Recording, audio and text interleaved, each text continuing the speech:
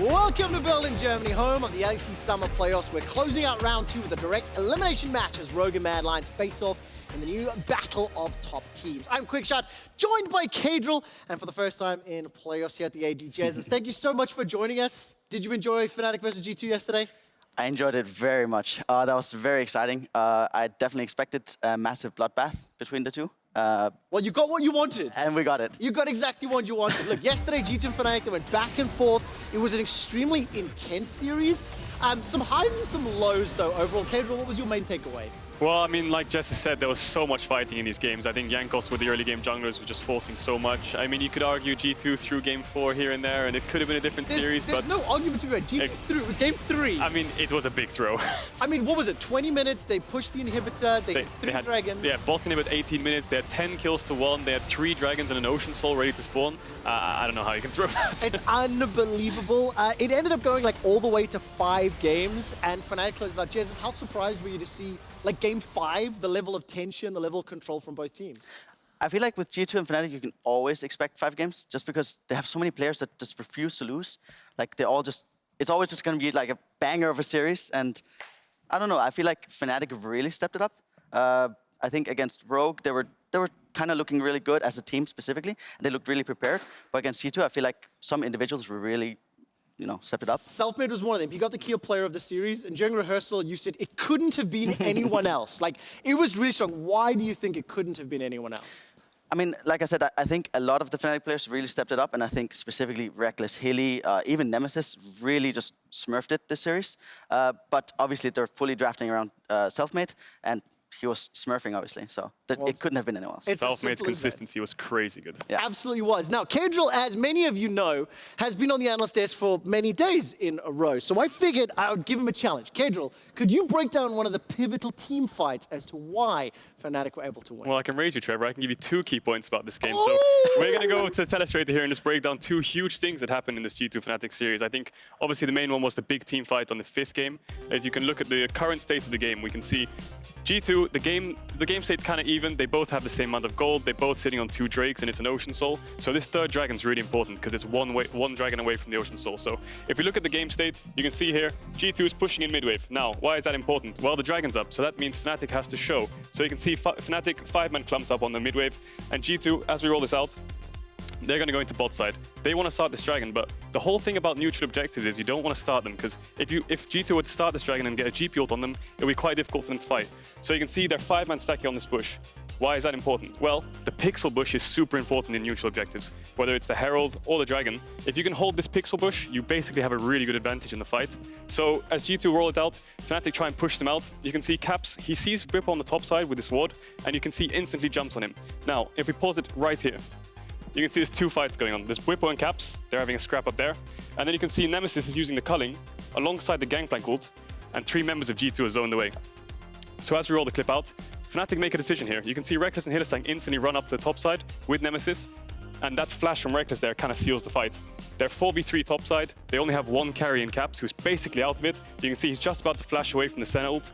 And what does G2 do? Well, Jankos and Perkz can't really join them. So what's the best thing to do? We may as well finish this Drake, because it's the 3rd Drake. We're not going to win the fight, but maybe we can get out with the Drake. So you can see if we roll this one, they rush the Drake, and Caps does his best to dodge around and get out.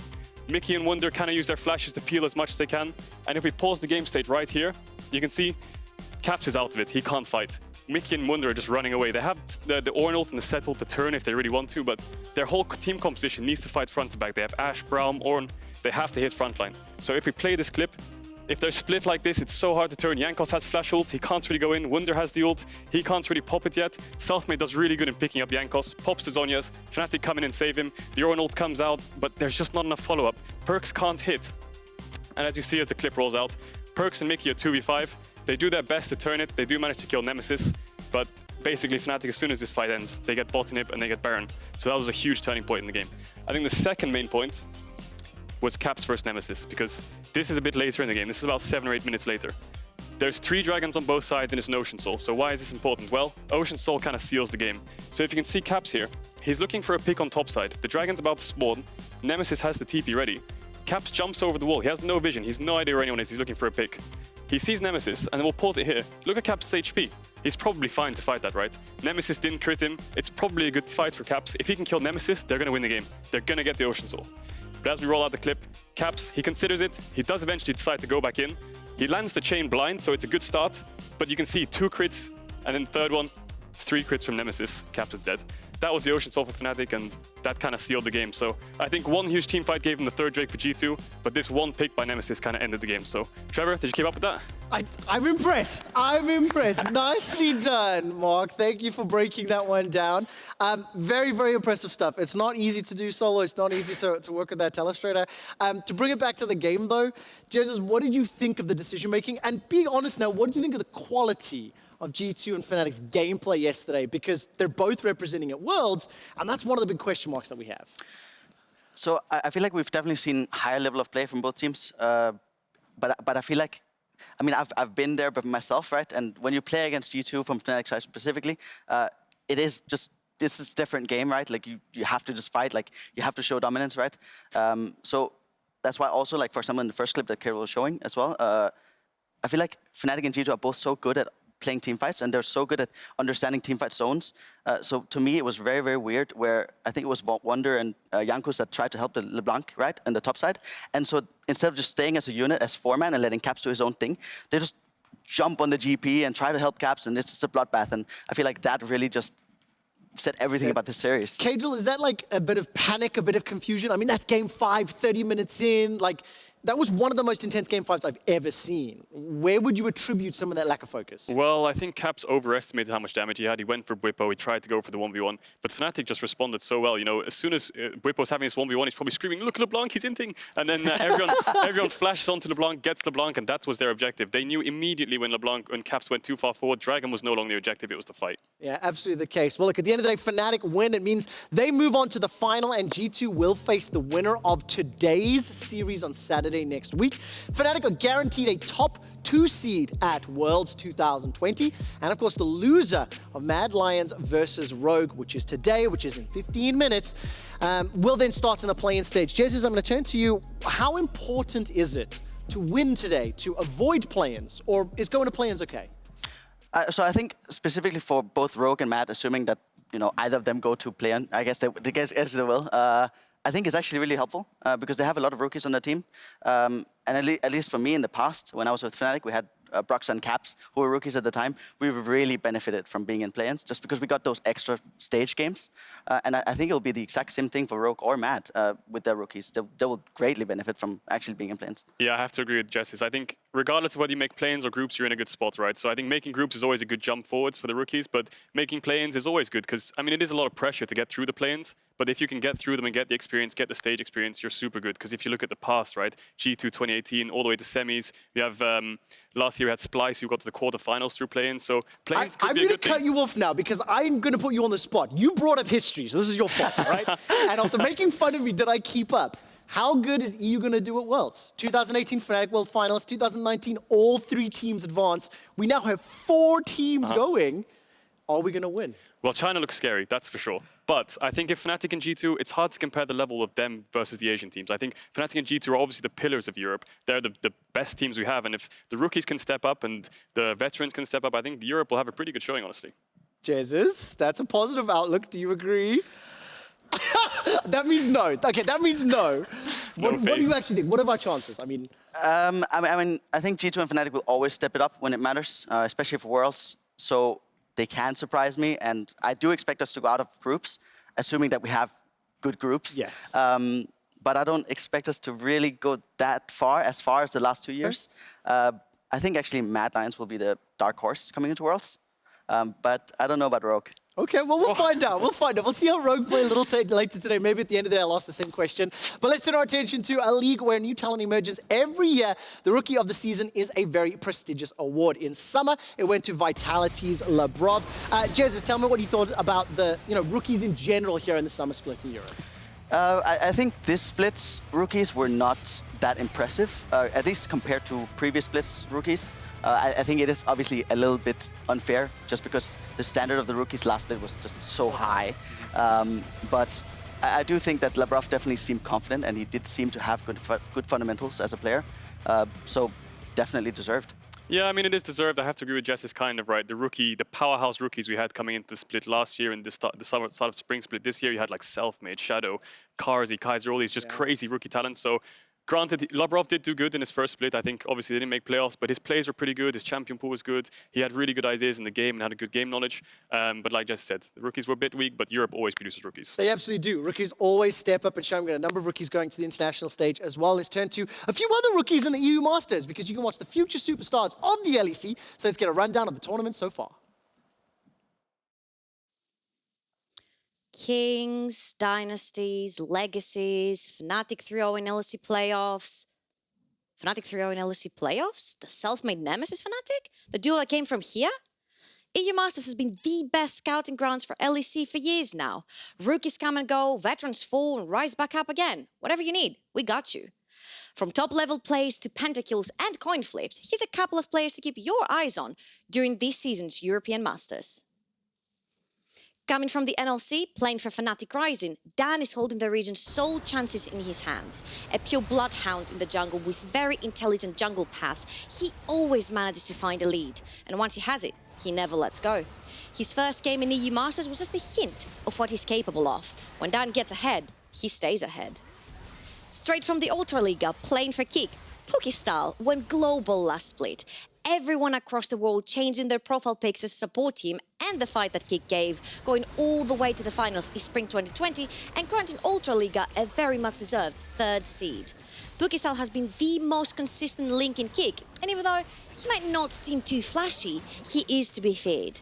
Coming into the first week of groups, he managed to go 5-0 in under just 13 minutes versus Schalke 04 Evolution, while he has yet to die in lane. This man has been training his biceps for a reason. His cross-map ash arrows that never miss. Finally, European legend and current EU Masters champion, we could not leave out a veteran like Yellowstar. Representing the LFL, his 9 years of competitive experience are key for LDLC's success. A true playmaker, he's the driving force of creating proactive plays on the map. Roaming the rift and exerting pressure on his opponents is what he thrives on as a support. Even though LDLC are looking extremely shaky in the first half of groups, Yellowstar is actually topping the charts with an 87.5% kill participation. I know, you have too many questions, right? Is Dan indeed the best jungler in the EU Masters? Will Pukistyle give us another Polska Gorum final? Is Yellowstar and the defending champions gonna bounce back? Well, you can find out on the 9th of September, where the second group stage begins. And don't forget, EU Master champions today, LEC champions tomorrow. Thank you so much, Trouble. That was absolutely fantastic. EU Masters does continue after our summer finals. And Jesiz, you're no stranger. Having won it, as a player, as a coach, how important is EU Masters to the European and the LEC ecosystem? Your EU Masters is just massive for LEC. There's so many players that have just moved up. Even for me as well, I obviously had a year or two even outside of LEC where I was just smurfing through the academy a little bit. I love that. So it's really massive. I feel like that's the core of esports. I feel like it's just different. Like you really feel the hunger in all these rookies, and there's just so much talent to be found. Yeah, they find the experience, they show up. I mean, I love what Trouble said. Champions of EU Masters today, maybe future stars in LEC. Caedrel, who are you looking at to perform? What are expectations for the teams who are currently competing in EU Masters? Well, I'm looking at the good old veteran teams. I think there's a lot of rookies, but there's also some players coming back, your likes of Leader and stuff like this. So I think Mouse is really strong. I think Gamers Origin is definitely really strong. LDLC, Fnatic Rising, these kind of teams are pretty strong. Well, hang on, there's no Exile, right? There's no XL. There's no XL. Oh, do you know what? The deepest run XL make it to you Masters is with Caedrel because he'll actually be casting and might get to playoffs. This year, Europe is also sending young talent to Worlds as Rogue and Mad Lions have taken the league by storm. I'll get you back for that one. I think this patch was a bit rougher for us, but we picked it up now. That's like our biggest strength, I think, like the adaptability. I can already like taste the feeling of like being in finals and like playing against G2, probably having another rematch. But I think like outside of G2, I think like Rogue and Schalke should be the next best teams. Well, the sleep come in, it does, and Roman, they don't know he's here. Triple sleep, massive ulti across the entire time, but no, still don't want to do so much damage, still trying to find a way out. Gilly is simply next on the list. There's no! Not like this, the triple Abadage wants to turn it, but it's not gonna happen. Oh, I love it! Special, the kind of rush onto the face breaker. Reckless gonna be the first target here as he goes down. And winning the LEC would be really cool to stop the G2 and Fnatic dynasty. And I think we have a really good shot at winning LEC. So I really hope we can take this chance and actually win it, because I think we can do it. Mad Lions and Rogue, the two new title contenders, only one of whom will advance to the championship weekend. Whoever wins will challenge G2 on Saturday next week, and if they win that game, Fnatic on Sunday. Let's start with Mad Lions. It is the rookie lineup. It is the team that for most of the summer season was sitting in first place up until the very end. Jesiz, I'm going to start with you. What's your take on Mad Lions, the level that they've shown, and how you feel about their summer so far? At least in the regular season, they were looking so promising. They really looked like they knew what they wanted to do. I felt that all the players were really performing to a really high level. But they kind of fell off. I'm not sure why. I feel like the whole split, they had the right idea in terms of picks and meta. And they had good fundamentals. So it made no sense, to me at least, why they would fall off. And of course, the shots you're seeing on your screen, producers just told me this happened a few seconds ago as the players are getting ready.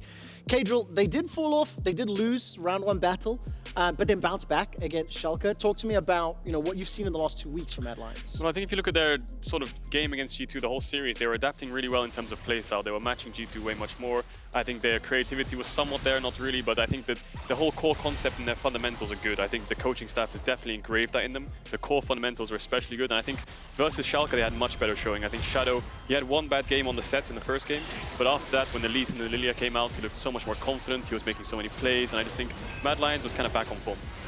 Definitely on form, and obviously picking up that second series win is going to be important. We'll see what they do. Their opponents today is going to be Rogue. This is the team that won the regular season. They had extremely dominating stats, yet nobody respected them or feared them. Jesiz, help explain to me why. I mean, they just got 3-0 Goomba stomped by Fnatic, right? But I rewatched the games, and they actually didn't look as bad as the first time around that I looked at them play. I felt like they were just kind of limit testing, and they weren't as bad. I genuinely think that Fnatic just outperformed them, smashed them, basically. Yeah, I think the whole plan that Fnatic had coming into the series was the whole AD AP jungle. I think everyone's familiar with it, but I just think Rogue's responses weren't good.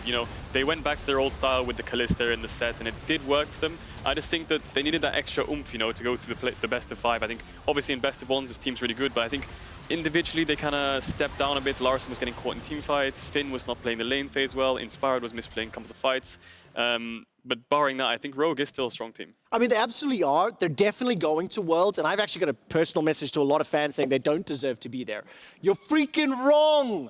This is a team that has played better than everyone else in Europe all year long.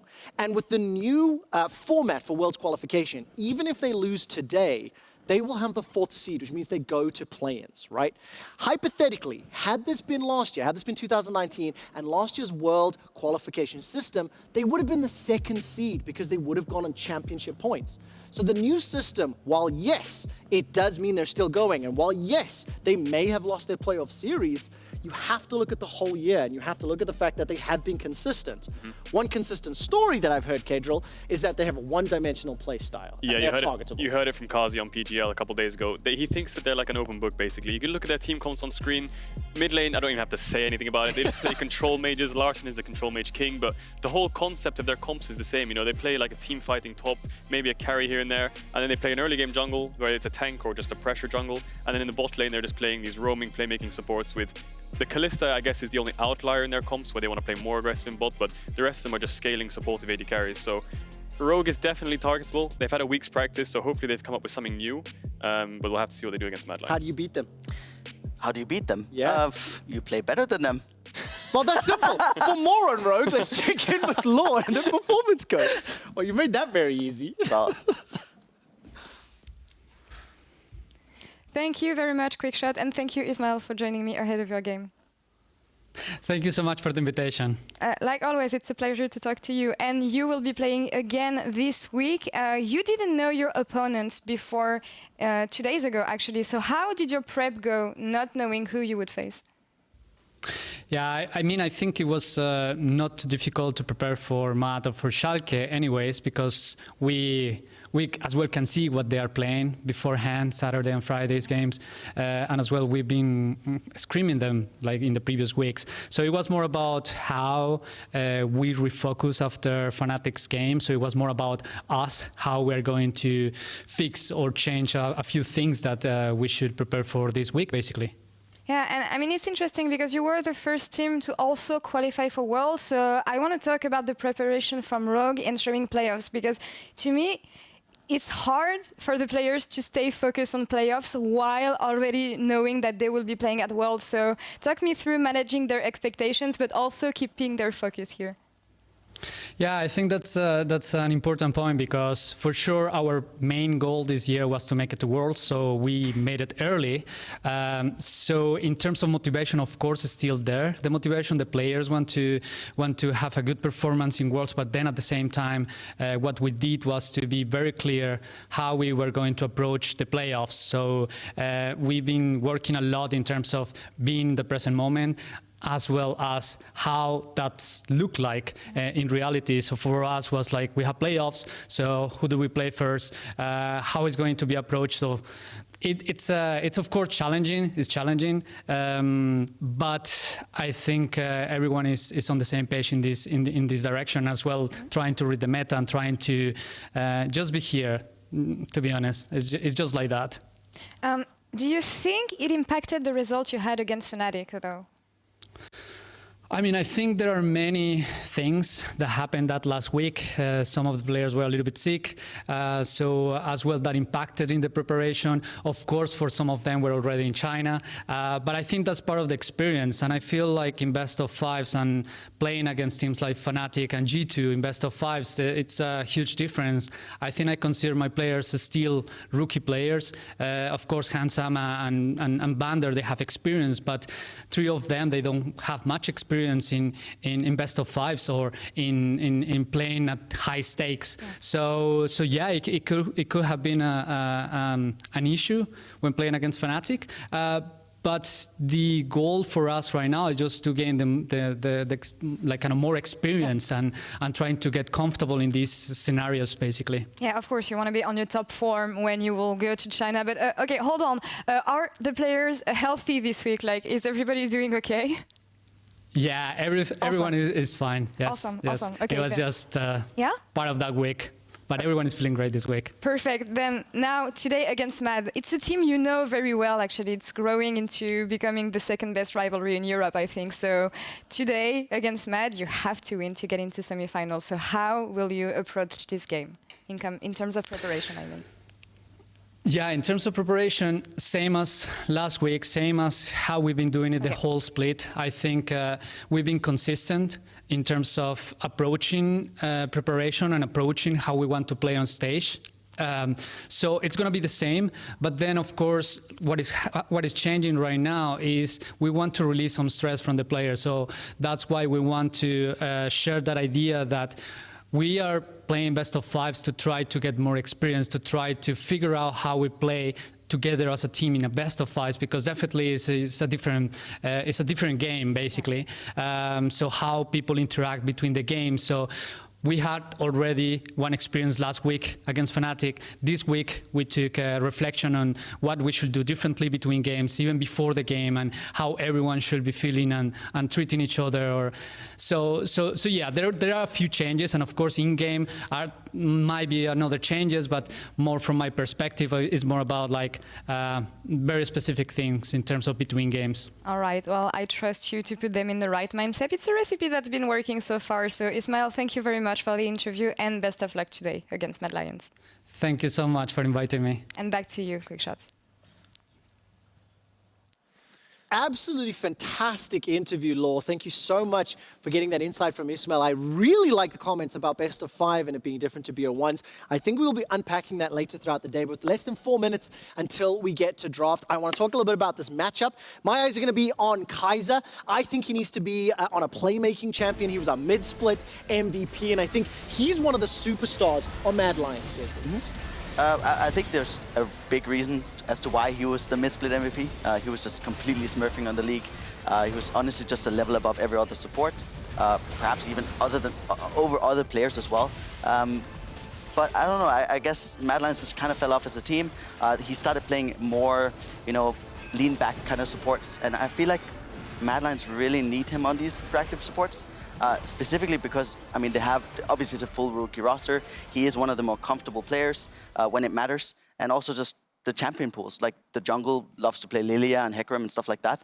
So they really benefit from Kaiser on a proactive support. Yeah, I completely agree with that. Somebody whose champion pool has been in question, Finn. Talk to me about Finn. We're expecting him on Ornn duty all day long.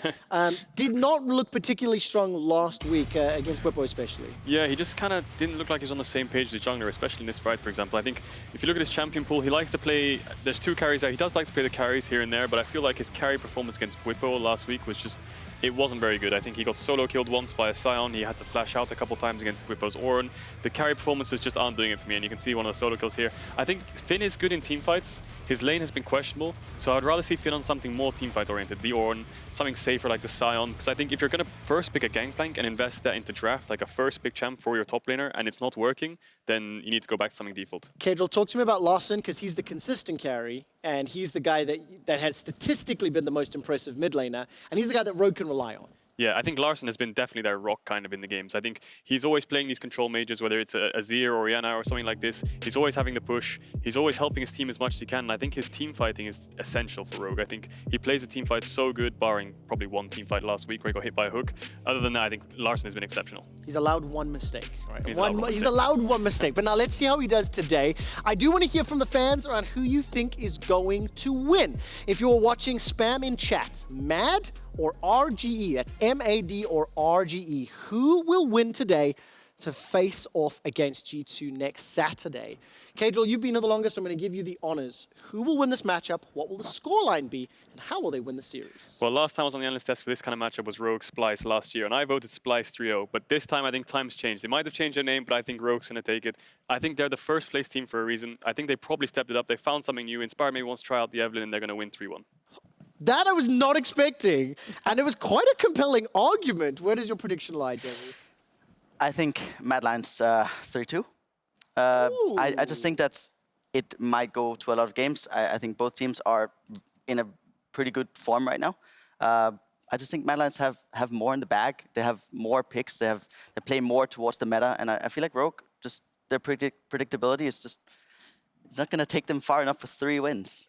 3-1, 3-2. The fans at home are heavily in favor of the Mad Lions. And with 30 seconds left before draft, very quick thoughts. Pivotal champions that you expect to be, showing up in game 1. Yeah, I think Rogue, if you look at Larson from Spring Split, he was playing Tristana Lucian and stuff like this, so why doesn't he bring those things out? I think Rogue need to adapt to what's happening in the meta. They can see the G2 Fnatic series, what teams are playing. They know what the top teams are playing in LPL, try to adapt to it and try to pick something new up rather than just a control mage with a scaling jungler and a team fighting top. Do you think Rogue are going to be brave enough to let Finn play anything other than Ornn? I think it would be the best choice and also the newer choice, because to me that means that maybe they put Inspired on a carry. Ooh, finally. That might be bold. That might be bold. Gentlemen, Finally. Thank you so much. Jesiz, it was a pleasure having you already. Check. You'll be here all day long for the post-games. Caedrel, you did okay. The teams are fighting for the right to challenge the kings of the LEC. Let's see who rises to the occasion.